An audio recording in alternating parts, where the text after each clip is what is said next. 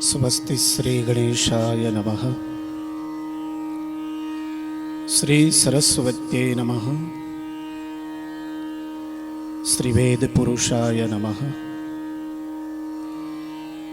श्री सद्गुरु परमात्मने नमः। धर्मगनो धर्मकर्ता च सदा धर्मपरायण तत्वेभ्यः सर्वशास्त्रार्थ देशको गुरु उच्यते। धर्मने जाणनार,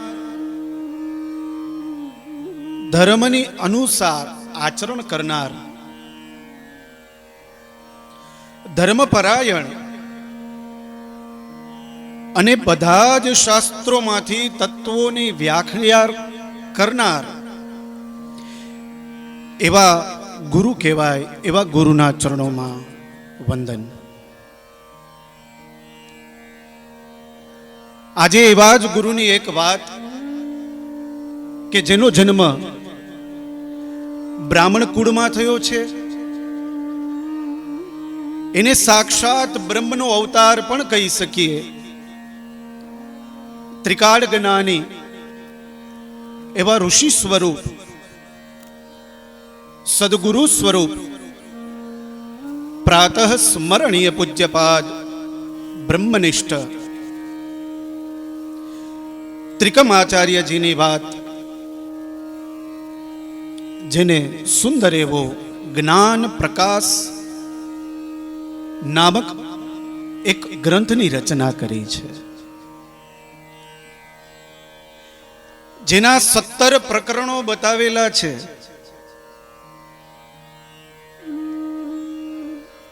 એક પ્રકરણ ખૂબ જ અદ્ભુત છે।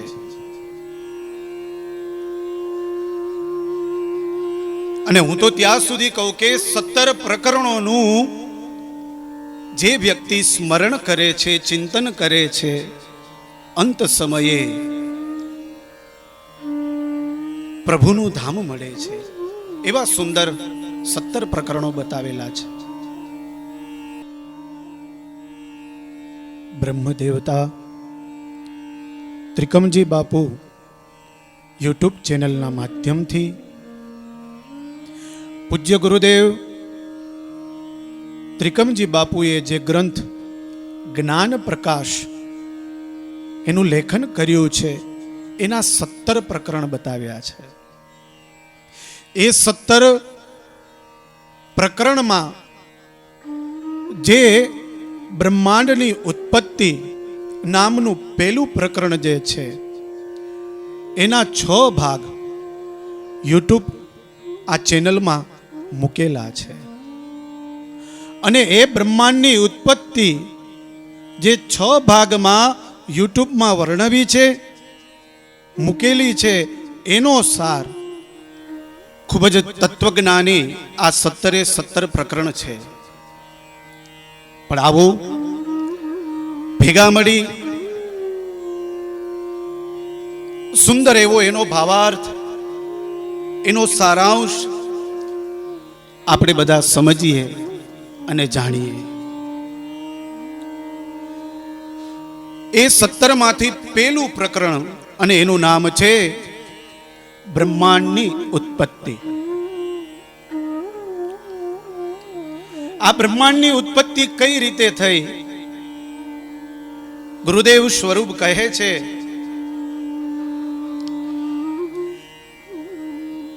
કે નારાયણના નાભીમાંથી એક કમળની ઉત્પત્તિ થઈ। નારાયણ એકલા છે, વિચાર આવ્યો એકો અહમ બહુશ્યામ, એકમાંથી અનેક બનવું છે, તો નાભી કમળમાંથી એક કમળની ઉત્પત્તિ થઈને એમાંથી ભગવાન બ્રહ્માનું નિર્માણ થયું છે। ચારે તરફ બ્રહ્માજી દ્રષ્ટિ કરે, કોઈ દેખાતું નથી।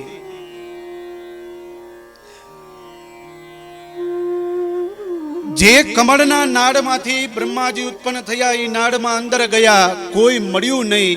ફરી પાછા બહાર આવ્યા, આજુબાજુ જોવે પણ એ સમયે એને એવો એક અવાજ આવ્યો અને એ અવાજનો મતલબ કોઈએ એને એમ કહ્યું, તપ કરો. બ્રહ્માજીએ તપ કર્યું છે. તપના પ્રભાવે ભગવાન નારાયણ પ્રસન્ન થયા.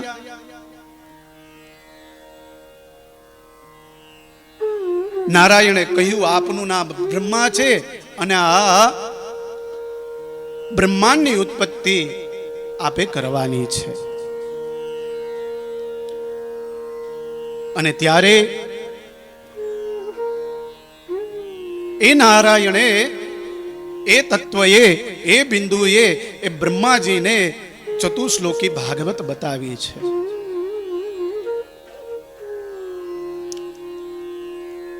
4 શ્લોકમાં બધું જ જ્ઞાન બ્રહ્માજીને આપી દીધું. એમાં પહેલા શ્લોકમાં તો કે તત્વનું વર્ણન બતાવ્યું, બીજા શ્લોકમાં તો કે માયા બતાવી, ત્રીજા શ્લોકમાં તો કે જગતનું વર્ણન બતાવ્યું અને ચોથા શ્લોકમાં તો કે જિજ્ઞાસુ. આ 4 શ્લોક બતાવ્યા બ્રહ્માજીને અને બધું જ બ્રહ્મ જ્ઞાન એ આદિ નારાયણ શ્રીએ એ બ્રહ્માજીને આપ્યું છે. એમાં સૌથી પહેલે તત્વનું વર્ણન. 5 તત્વનું આ પિંડ રૂપી શરીર બનેલું છે. કયા કયા 5 તત્વ? તો કે પૃથ્વી, જળ, આકાશ, વાયુ અને અગ્નિ. આ 5 તત્વથી આ શરીર પરિપક્વ બને છે. માયાનું વર્ણન બતાવ્યું તો માયા કઈ પ્રકારની? તો કે 5 જ્ઞાનેન્દ્રિય, 5 કર્મેન્દ્રિય અને 11મું મન. આ માયા સ્વરૂપ છે. તો જ્ઞાનેન્દ્રિય કઈ 5? તો કે આંખ, કાન, નાક, જીભ અને ત્વચા. આને જ્ઞાનેન્દ્રિય કહેવાય. 5 છે કર્મેન્દ્રિય: રસ, રૂપ, ગંધ, શબ્દ અને સ્પર્શ. આ 10 ઇન્દ્રિયો થઈ અને 11મું મન. ઋષિવરો કહે કે જે વ્યક્તિ મનને જીતી લે ને એ જગતને જીતી લે છે. પણ મનને જીતવું ને ખૂબ અઘરું છે.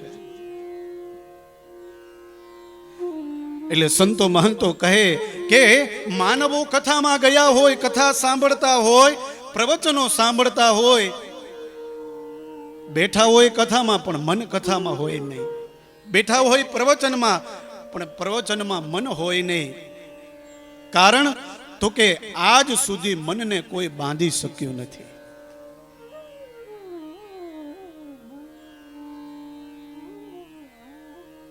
અને મનની ગતિ પણ અદ્ભુત છે.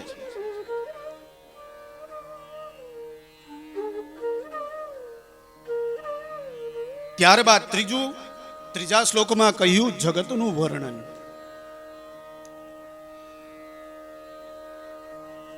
મજાની વાત એ છે કે આ પૃથ્વી ઉપર એક એક કણ, એક એક માનવ, એક એક પશુ પંખી એ પણ પ્રભુ છે. બનાવનાર પણ પ્રભુ અને બનનાર પણ પ્રભુ છે.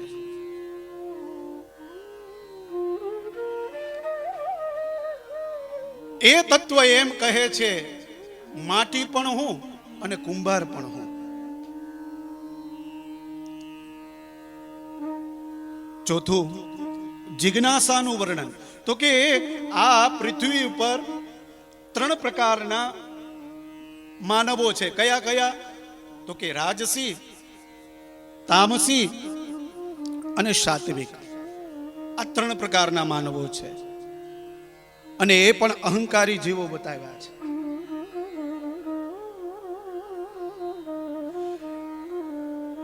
નારાયણે બ્રહ્માજીને કહ્યું, બ્રહ્માજી સૃષ્ટિનું સર્જન કરે છે અને એ સૃષ્ટિના સર્જનમાં પ્રારંભમાં 4 ઋષિઓને પ્રગટ કર્યા છે. કયા 4 ઋષિ? સનક, સનંદન, સનાતન અને સનત કુમાર. આ બ્રહ્માજીએ ઉત્પન્ન કર્યા. બ્રહ્માજીએ ચારેય પુત્રોને કહ્યું કે આ સૃષ્ટિનું સર્જન કરવાનું તમારે ચારેય. તો એ ચારેય પુત્રોએ બ્રહ્માજીના ચરણમાં વંદન કરીને કહ્યું કે બધી વાત સાચી, પણ અમે સૃષ્ટિનું સર્જન કરશું નહીં, અમારે તો ભગવાનનું ભજન કરવું છે. બ્રહ્માજીની વાત ન માની. દીકરો બાપની વાત ન માને તો સ્વાભાવિક છે બાપને ગુસ્સો આવે. એ જ સમયે એ બ્રહ્માજીને ગુસ્સો આવ્યો, ક્રોધ આવ્યો, અને એ ક્રોધના પ્રભાવથી ભ્રુકુટી સ્વરૂપે ભગવાન રુદ્રનો અવતાર થયો છે. નારાયણ તો હતા જ. નારાયણમાંથી બ્રહ્મા થયા અને બ્રહ્મામાંથી હવે રુદ્ર થયા. બ્રહ્માજીને પૂછ્યું હું કોણ? બ્રહ્મા કહે આપનું નામ રૌદ્ર સ્વરૂપ છે ને એટલે આપનું નામ છે રુદ્ર. બોલે મારો જન્મ શું કામ થયો છે? બોલે આ સૃષ્ટિની રચના કરવાની છે. સૃષ્ટિની રચના કરો. અને ત્યારે ભગવાન રુદ્રએ એટલે કે ભગવાન શિવે સૃષ્ટિની રચના કરવાનો પ્રારંભ કર્યો. તો ભૂત પ્રેત ડાકીની શાકીની બ્રહ્માજી કહે હે રુદ્ર અવતાર, હવે બસ, આપે સૃષ્ટિનું સર્જન નથી કરવું.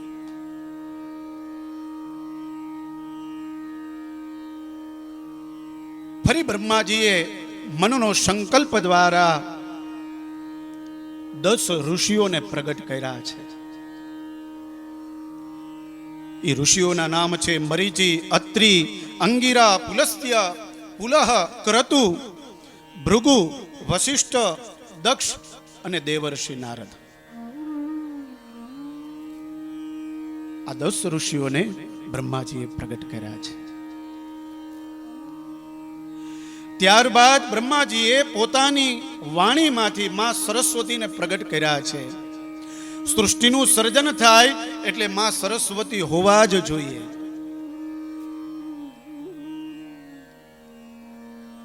સરસ્વતી વગર આ સૃષ્ટિ ચાલે નહીં.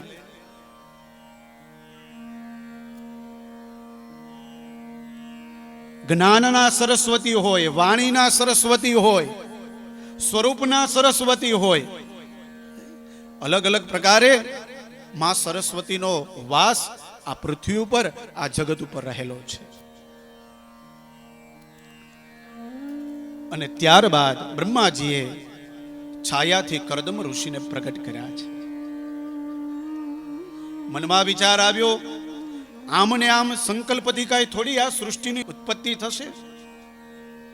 એટલે જમણા બાહુમાંથી એક પુરુષનું નિર્માણ કર્યું અને ડાબા બાહુમાંથી એક સ્ત્રીનું નિર્માણ કર્યું છે. પુરુષનું નામ છે મનુ મહારાજ અને સ્ત્રીનું નામ છે શતરૂપા મહારાણી. બંનેને કહ્યું કે મૈથુની સૃષ્ટિની રચના આપ બંનેએ કરવાની છે. અને ત્યારે મનુ અને શતરૂપા દ્વારા મૈથુની સૃષ્ટિની રચના થઈ છે. અને એમાં સૌથી પહેલે 3 કન્યાનો જન્મ થયો છે.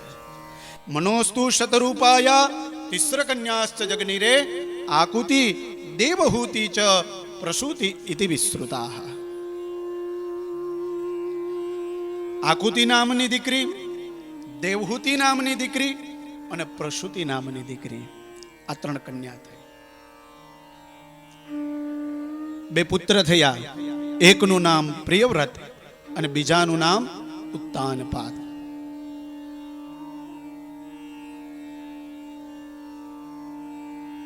મેં કહ્યું ને કે ઈશ્વરીય તત્વ એક છે, પણ પૃથ્વી ઉપર એને અલગ અલગ અલગ અલગ તરીકે ભજે છે. કોઈ શિવને ભજે, કોઈ રામને ભજે, કોઈ કૃષ્ણને ભજે, કોઈ શક્તિને ભજે. જેની જેવી શ્રદ્ધા એવી રીતે એ ઈશ્વરને ભજે છે, ઈશ્વરનું ભજન કરે છે. અને કરવું જ જોઈએ. 4 પુરુષાર્થ બતાવ્યા છે: ધર્મ, અર્થ, કામ અને મોક્ષ. જ્યારે જ્યારે આ પૃથ્વી ઉપર માણસ ધર્મથી વિરુદ્ધ ચાલે, નીતિથી વિરુદ્ધ ચાલે, અરે કર્મથી વિરુદ્ધ ચાલે ને, ત્યારે સમજવાનું કે આ સૃષ્ટિ છે ને એ હવે બગડવાની છે, એ વિલીન થવા ઉપર છે. તો ધર્મનું રક્ષણ કરવું જોઈએ. એટલે ભાગવત કહે ધર્મ પ્રોજિત કેતવોત્ર પરમો, ધર્મનું રક્ષણ થવું જોઈએ. અને એટલે જ સાહિત્ય કલાકારો પણ કહે ને કે ધર્મ વધે તો ધન વધે, ધન વધે તો મન વધે, મન વધે તો માન વધે, અને પછી બધું વધત વધત વધતું જાય. પણ જો ધર્મ ઘટે તો ધન પણ ઘટે, ધન ઘટે તો મન ઘટે, મન ઘટે તો માન ઘટે, અને પછી બધું ઘટત ઘટત ઘટતું જાય. તો એનો મતલબ તો કે સ્તંભ છે એ ધર્મ છે. એટલે 4 પુરુષાર્થ બતાવ્યા છે. ધર્મને ટકાવવો જોઈએ. આ ધર્મને ટકાવે કોણ? તો કે ગુરુ મહારાજ છે ને એ ધર્મને ટકાવે છે. એટલે ગુરુ સ્વરૂપ, ગુરુ શબ્દનો બહુ સુંદર અર્થ થાય છે. ગુ એટલે કે અંધકાર, રૂ એટલે કે પ્રકાશ. સારા સદગુરુ આપણને મળી જાય ને તો એ અંધકાર રૂપી માંથી પ્રકાશ તરફ આપણને સૌને લઈ જાય છે.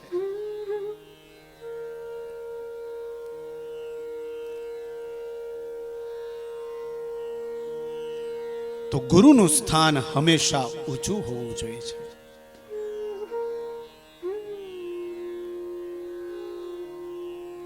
આપણા ઋષિઓ તો ત્યાં સુધી કહે, વેદો પણ ત્યાં સુધી કહે કે બ્રાહ્મણોસ્ય મુખમાં સિદ્ધ બાહુ રાજન્યઃ કૃતઃ ઉરુ તદસ્ય જદવેશ્યઃ પદભ્યાગુ શુદ્રો જાયત. બ્રાહ્મણ છે એ મસ્તક છે, ક્ષત્રિય છે એ હાથ છે, વૈશ્ય છે ઉદર છે, અને શુદ્ર છે એ પગ છે. એટલે ઋષિવરો એમ કહે કે માથાનું કામ પગ કરે તો કે નો ચાલે, પગનું કામ માથું કરે તો એ પણ નો ચાલે. તો જો સૃષ્ટિથી વિરુદ્ધ જે આ જગત બનાવ્યું છે, પરમાત્માએ જે આ સૃષ્ટિનું સર્જન કર્યું છે, જે પ્રમાણે બનાવ્યું છે એનાથી વિરુદ્ધ આપણે ચાલીએ તો જગતનો નાશ થાય છે.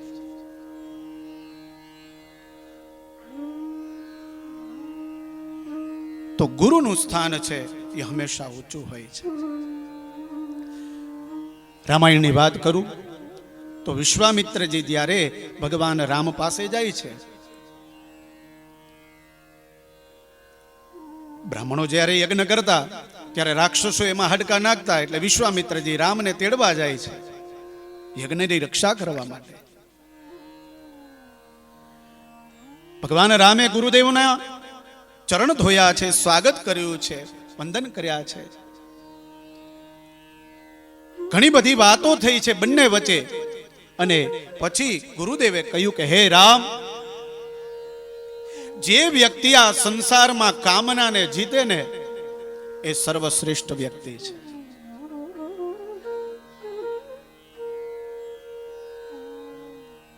સંસારમાં માણસ કામનાની પાછળ ભાગે છે, કામનાને જે જીતે એ સર્વશ્રેષ્ઠ છે. હે રામ, આપે કામનાને જીતી છે, અને હું આપને ત્યાં સુધી કહું છું કે હું આપની આ વિચારધારાથી, આપના આ કાર્યથી ખૂબ જ ખુશ થયો છું. આપને કઈ માગવું હોય તો માંગો. અને ત્યારે ભગવાન રામે વિશ્વામિત્રજીને કહ્યું કે હે ગુરુદેવ, આ સંસારમાં એવી કઈ વસ્તુ છે કે જે હું માગું અને મારા પાસે અવિરત પડી રહે, એવી કોઈ વસ્તુ ખરી? તો કે નહીં. અને અવિરત જો કદાચ કોઈ વસ્તુ હોય, કોઈ વ્યક્તિ હોય, હું માગું ને આમને એમ રહે તો એને તો અજર અમર કહેવાય. પણ આ સંસારમાં કોઈ અજર અમર છે નહીં. જે વ્યક્તિ આવે છે એને જવાનું છે. એટલે જે પિંડ માતાના ઉદરમાં રહેલું હોય એ પિંડ ધીરે ધીરે ધીરે ધીરે ધીરે ધીરે 9 માસ સુધીમાં મોટું થાય.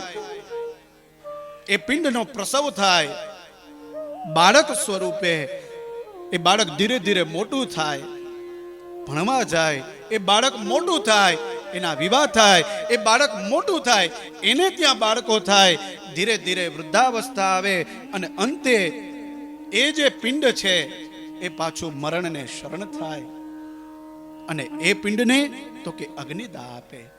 ફરી પાછું જે કાંઈ પણ અસ્થિ વગેરે વધ્યા હોય એ બધા જળમાં પધરાવે. એટલે જળથી જે વ્યક્તિની ઉત્પત્તિ છે જળમાં પાછી વિલીન છે. એવી જ રીતે આ બ્રહ્માંડમાં આ સૃષ્ટિની રચના જે પ્રમાણે થઈ છે, આ પૃથ્વીની રચના થઈ છે, એનો જ્યારે સમય આવશે ને ત્યારે આ વિલીન થઈ જશે. એટલે જ આપણા ત્રણ દેવતાઓ બતાવ્યા, બ્રહ્મા, વિષ્ણુ ને મહેશ. બ્રહ્મા છે સૃષ્ટિનું સર્જન કરે છે, વિષ્ણુ છે પાલન પોષણ કરે છે, અને રુદ્ર એટલે કે ભગવાન શિવ જ્યારે આ પૃથ્વી ઉપર પાપ વધવા લાગે ત્યારે સંહાર કરે છે.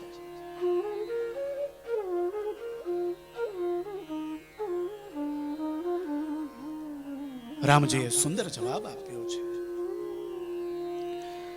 ભાગવતજીના માધ્યમથી આપણે વાત કરીએ, ઋષિવરો વાત કરે કથાના માધ્યમથી કે જ્યારે સુખદેવજી મહારાજ રાજા પરીક્ષિતને કથા કહેતા હતા ત્યારે અમૃત કુંભ લઈને દેવતાઓ આવ્યા અને સુખદેવજી મહારાજને કહ્યું કે આ અમૃત કુંભ છે, અમૃત છે, આની અંદર પરીક્ષિત મહારાજને પીવડાવો, એ અજર અમર બની જશે. પરીક્ષિત મહારાજને ખબર નથી પડતી. સુખદેવજી મહારાજને પૂછ્યું કે શું કહેવા માંગે છે દેવતાઓ, અને ત્યારે સુખદેવજી મહારાજે કહ્યું આ અમૃત તું પીશ પરીક્ષિત તો અમર બની જઈશ, અને જો કથારૂપી અમૃતનું પાન કરીશ ને તો અભય બની જઈશ. હવે તારે અભય બનવું છે કે અમર બનવું છે એ તારા હાથમાં છે. અને ત્યારે પરીક્ષિત મહારાજે કહ્યું કે હે ગુરુદેવ, હે સુખદેવજી મહારાજ, મારે અમર નથી બનવું, મારે અભય પદ જોઈએ છે.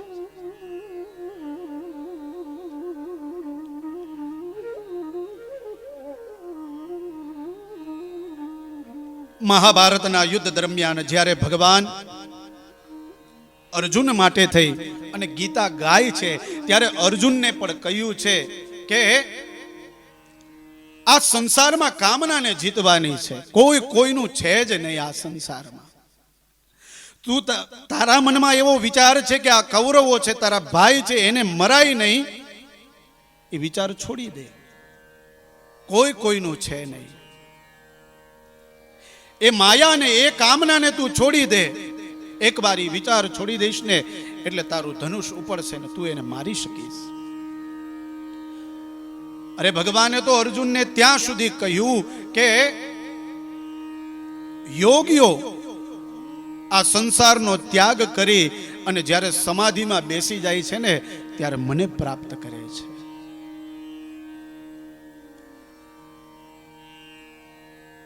એટલે યોગ અને યજ્ઞ સર્વશ્રેષ્ઠ છે. અર્જુન, તું આ બંને કર.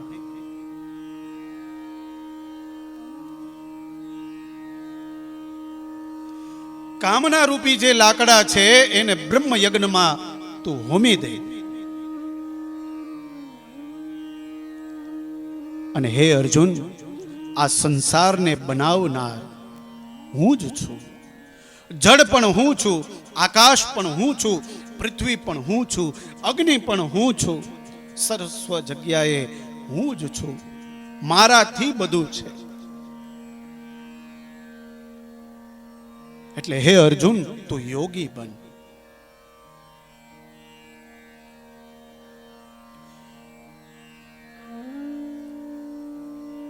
મહર્ષિ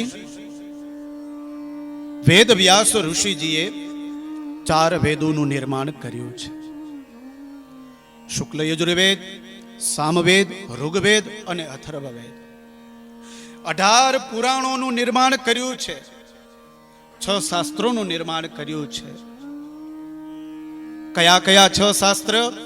બોલે શિક્ષા, કલ્પ, વ્યાકરણ, નિરુક્તમ, છંદ અને જ્યોતિષ. આ 6 શાસ્ત્રનું નિર્માણ કર્યું છે. એમાં શિક્ષા નામનું જે શાસ્ત્ર છે એ ઘ્રાણમ એટલે કે સુગંધ. દરેક વ્યક્તિએ અભ્યાસ કરવો જોઈએ, જ્ઞાન પ્રાપ્ત કરવું જોઈએ. બીજું શાસ્ત્ર બતાવ્યું છે કલ્પ એટલે કે હાથ, વ્યાકરણ એટલે કે મુખ, નિરુક્તમ એટલે કે કાન, છંદ એટલે કે પગ અને જ્યોતિષ એટલે કે આંખ. એટલે આપણા ઋષિવરો કહે યથા શિખા મયુરાણામ નાગાનામ મણયસ્તથા.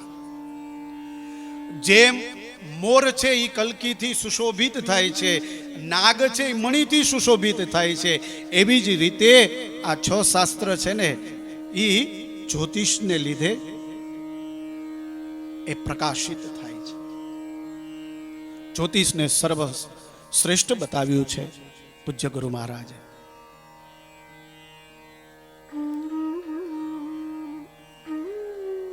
જેમાં ગ્રહોના પ્રભાવ વિશે, દશાઓ વિશે, ગ્રહોના અંશ, અષ્ટોત્તરી દશા, વિશોત્તરી દશા, ગ્રહોના સ્વામી, ગ્રહોના સ્વભાવ, ગ્રહોની સ્થિતિ, આ બધું બતાવેલું છે.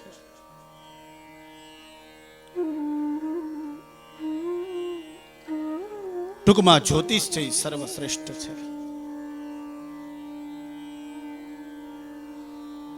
ભગવાનના વિરાટ સ્વરૂપનું દર્શન કરાવ્યું છે કે ભગવાનનું વિરાટ સ્વરૂપ કેવી રીતે, કેવું છે, તો કે સ્થૂલ અને સૂક્ષ્મ.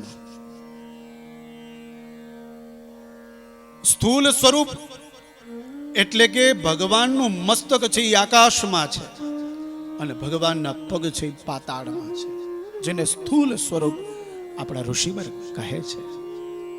અને સૂક્ષ્મ સ્વરૂપ એટલે કે પ્રાદેશ માત્રમ પુરુષમ વસંતમ, જે ભગવાન આ હૃદય કમળની અંદર, પ્રાણીઓની અંદર, મનુષ્યોની અંદર, આ જગતની અંદર જે જે એક એક જીવ છે એની અંદર પ્રાદેશ માત્રમ પુરુષમ વસંતમ પ્રભુ રહે છે. એ વિરાટ સ્વરૂપ બતાવ્યા. એમાં 7 તલ બતાવ્યા છે: અતલ, વિતલ, સુતલ, તલાતલ, રસાતલ, મહાતલ અને પાતાલ. આ 7 તલ બતાવ્યા. 7 લોક બતાવ્યા છે: ભૂરલોક, ભુવરલોક, સ્વર્ગલોક, મહલોક, જનલોક, તપલોક, સત્યમલોક. 7 દ્વીપ બતાવ્યા છે: જંબુદ્વીપ, પ્લક્ષદ્વીપ, કુશદ્વીપ, પુષ્કરદ્વીપ, શંકરદ્વીપ, કાંચદ્વીપ, શાલમાલી દ્વીપ. આ 7 દ્વીપ બતાવ્યા છે. 7 સાગર બતાવ્યા છે: ક્ષીર સાગર, દક્ષી સાગર, ધ્રુત સાગર, ઈણુ સાગર, મધુ સાગર, મદિરા સાગર અને લનણ સાગર. આવા 7 સાગરો બતાવ્યા છે.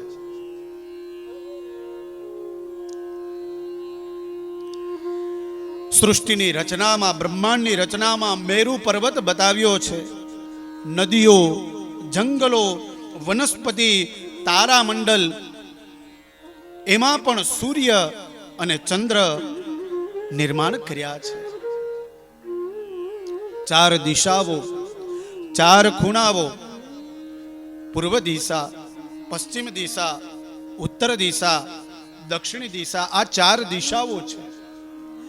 અગ્નિ, નૈઋત્ય, વાયવ્ય અને ઈશાન, આ 4 ખૂણાઓ છે. આકાશ અને પૃથ્વી, 4 દિશા, 4 ખૂણા, આકાશ ને પૃથ્વી, એને આપણા ઋષિવરોએ 10 દિક્પાલ કહ્યા છે અને ઘણા ઋષિઓએ 10 દિશાઓ પણ કહી છે.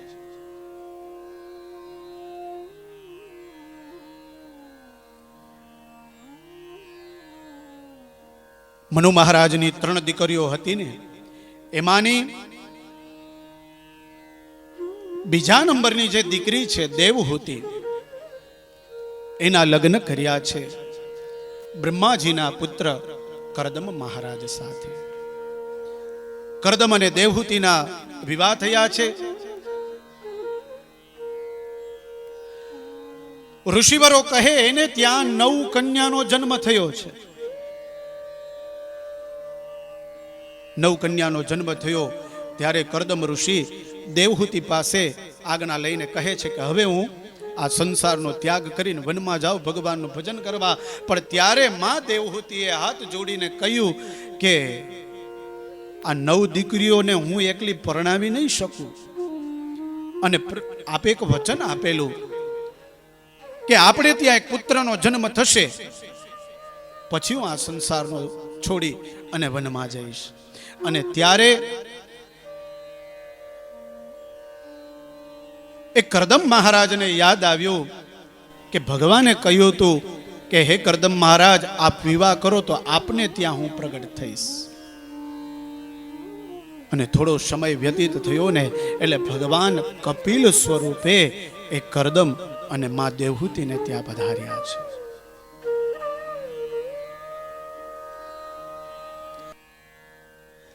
ચાર યોગો બતાવ્યા છે: સતયુગ, ત્રેતાયુગ, દ્વાપર યુગ અને કળિયુગ. 17,28,000 વર્ષનો સતયુગ છે. 12,96,000 વર્ષનો ત્રેતાયુગ છે. 8,64,000 વર્ષનો દ્વાપર યુગ છે. અને 4,32,000 વર્ષનો કલિયુગ છે. એમાં અત્યારે 4,991 વર્ષ કલિયુગના થયા છે.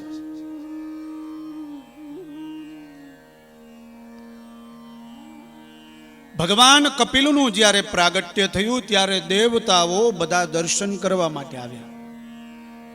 અને બ્રહ્માજી પણ આવ્યા, એકલા નો આવ્યા, એના બાળકોને એના સંતાનોને લઈને આવ્યા.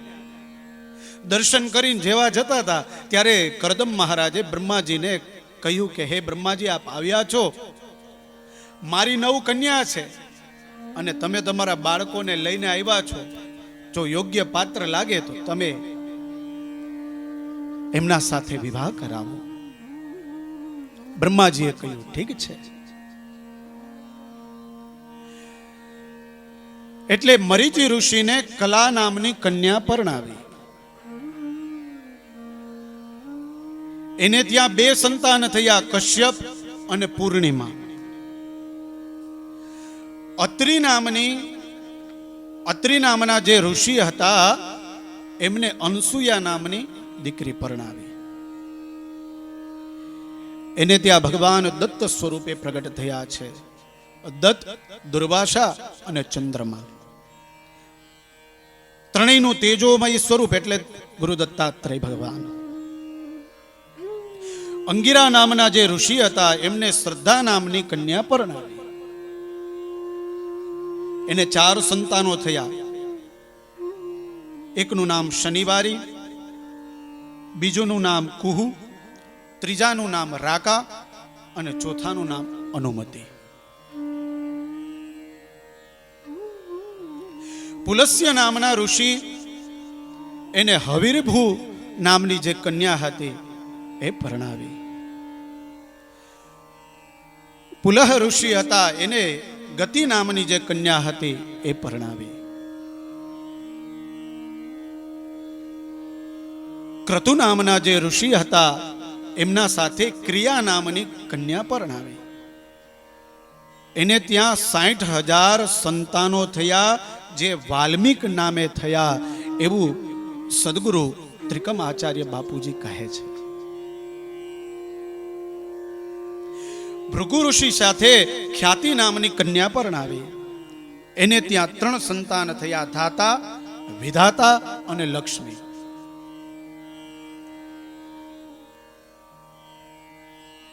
વશિષ્ઠ નામના ઋષિની સાથે અરુંધતી નામની કન્યા પરણાવી અને એને ત્યાં 7 પુત્ર થયા, 7 પાતાળો થયા, 7 વાર થયા, 7 બ્રહ્મા થયા.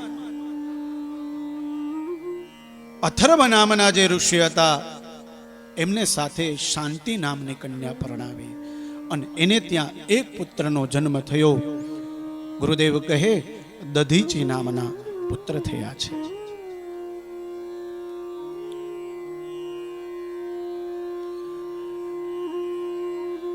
મનુ મહારાજના પેલા દીકરી આકુતિ એમને રુચિક ઋષિ સાથે પરણાવ્યા અને એને ત્યાં ભગવાન યજ્ઞ નારાયણ સ્વરૂપે બિરાજમાન થયા છે. મનુ મહારાજની ત્રીજી દીકરી જેનું નામ છે પ્રસૂતિ, એને બ્રહ્માના પુત્ર દક્ષ પ્રજાપતિ સાથે પરણાવ્યા અને એને ત્યાં 16 કન્યા થઈ છે.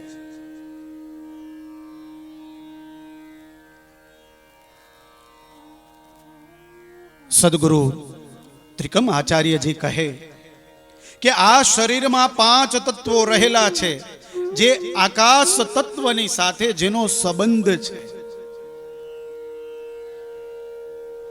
એટલે કમરના ભાગમાં પૃથ્વી તત્વ છે, ઉદરના ભાગમાં જળ તત્વ છે, હૃદયના ભાગમાં અગ્નિ તત્વ છે, કંઠના ભાગમાં વાયુ તત્વ છે અને માથાના ભાગમાં આકાશ તત્વ છે. એવી જ રીતે 5 પ્રકૃતિમાં 5 તત્વો રહેલા છે. ગુરુદેવ કહે હાલવું એ અગ્નિ તત્વ ને આધીન છે, ચાલવું એ જળ તત્વને આધીન છે, આકર્ષણ કરવું એ પૃથ્વી તત્વને આધીન છે, દોડવું એ વાયુ તત્વને આધીન છે અને પૂરું થવું એક આકાશ તત્વને આધીન છે.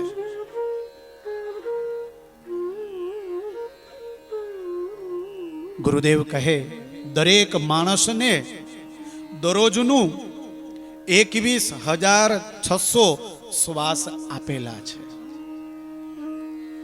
જે વ્યક્તિ શ્વાસને જીતે છે એ વ્યક્તિ જગતને જીતે છે. જે વ્યક્તિ શ્વાસને જીતે છે એનું આયુષ્ય ખૂબ લાંબુ થાય છે. એ વ્યક્તિ નિરોગી રહે છે. એ વ્યક્તિ કામનાઓને જીતે છે.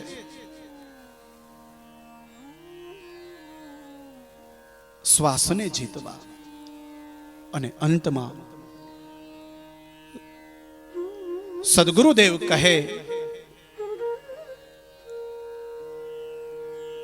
કે આ સૃષ્ટિનું સર્જન કરનાર પણ પરમાત્મા છે, સર્જક પણ એ છે, પાલક પણ એ છે, સર્વસ્વ તત્વ પરમાત્મા એક જ છે. આમ કહેતા જ્ઞાન પ્રકાશ ગ્રંથનું પ્રથમ પ્રકરણ છે એ અહીંયા સમાપ્ત થાય છે. સદગુરુ મહારાજના ચરણોમાં વંદન સાથે જય જયકાર સાથે આ પહેલા પ્રકરણને ભગવત ચરણે સમર્પિત કરીએ.